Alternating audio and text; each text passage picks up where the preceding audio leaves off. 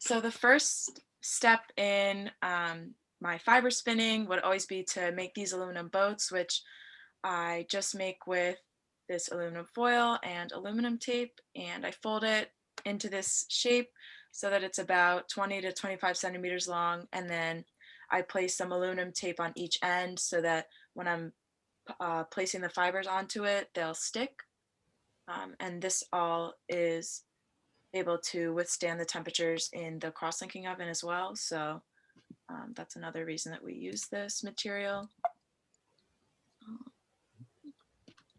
Okay, so then I'm just going to go over a little background too about drawing fibers. You need a spinning agent when you're drawing these pre-ceramic fibers because the pre-ceramic itself can't be spun on its own. So I've been adding PAA, which has this structure to form my gel and to be able to draw fibers.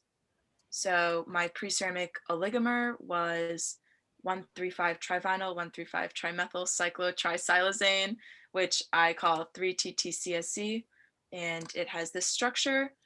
And then to bring it from the oligomer to polymer form, I add DCP, which is dicumyl peroxide, and I just add 1% of the weight, and then I'm able to form my Preceramic polymer. And it's quite interesting when I add the DCP, I notice a difference if I'm using like a pipette.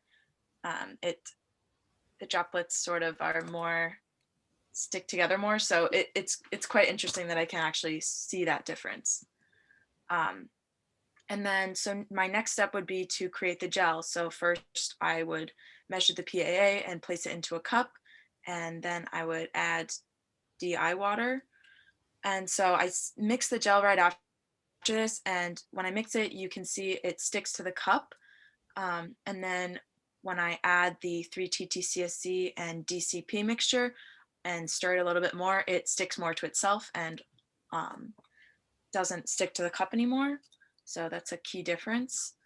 And then I would begin to draw fibers after this, and I used 2 pairs of tweezers. I found that was the best system for me.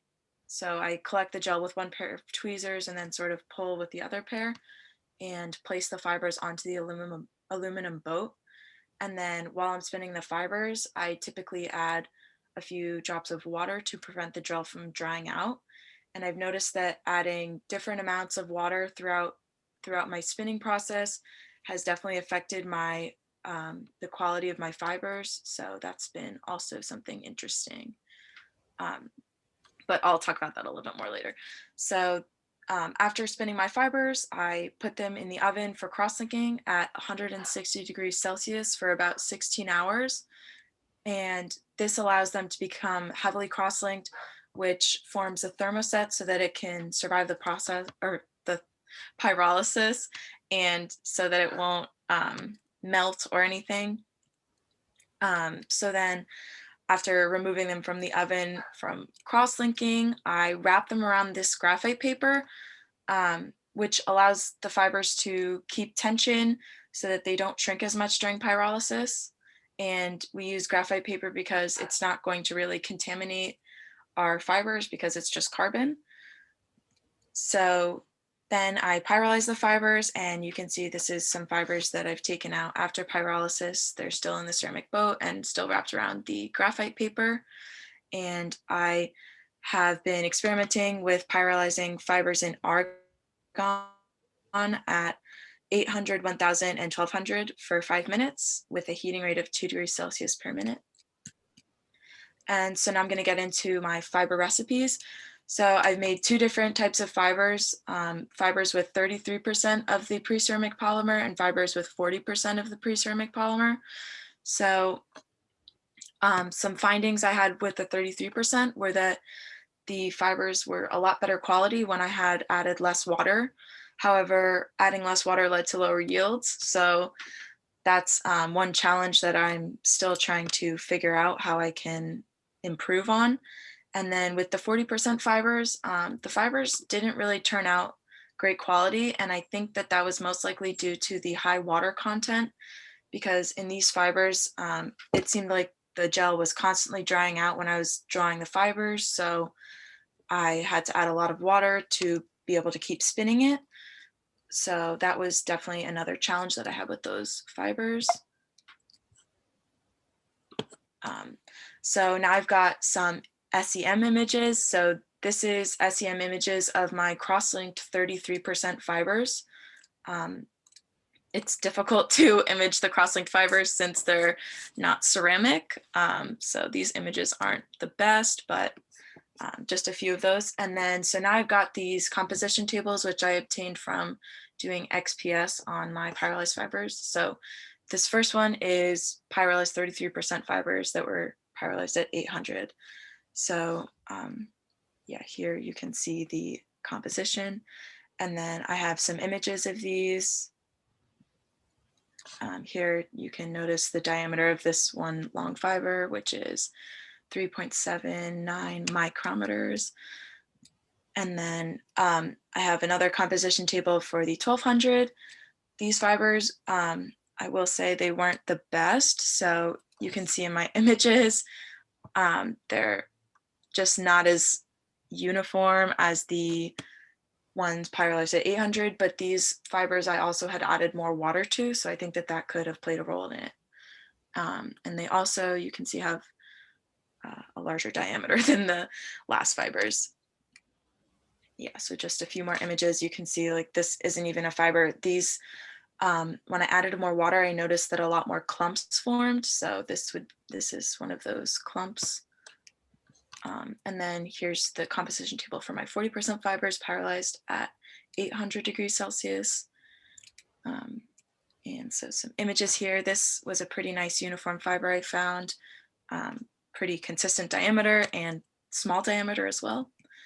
And then my fibers at 1200, another composition table, you can notice how the SI composition has actually increased and the carbon has decreased quite a bit. So I found that sort of interesting, how that pyrolysis temperature is changing the amount of carbon. And yeah, so yeah, and then some images, or I think I only had one image of this because I don't think these pyrolyzed fibers turned out very well either.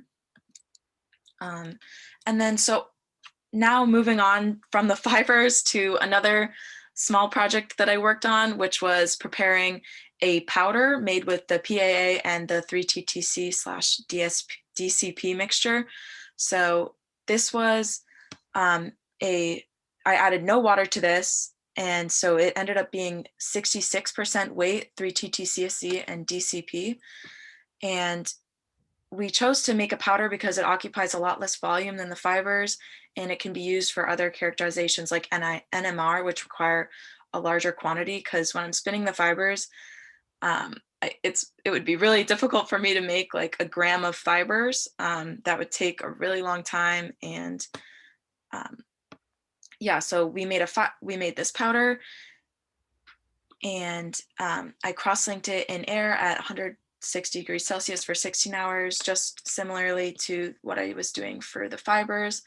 And you can see here it is in the beaker before I crushed it, and then here it is in the vial.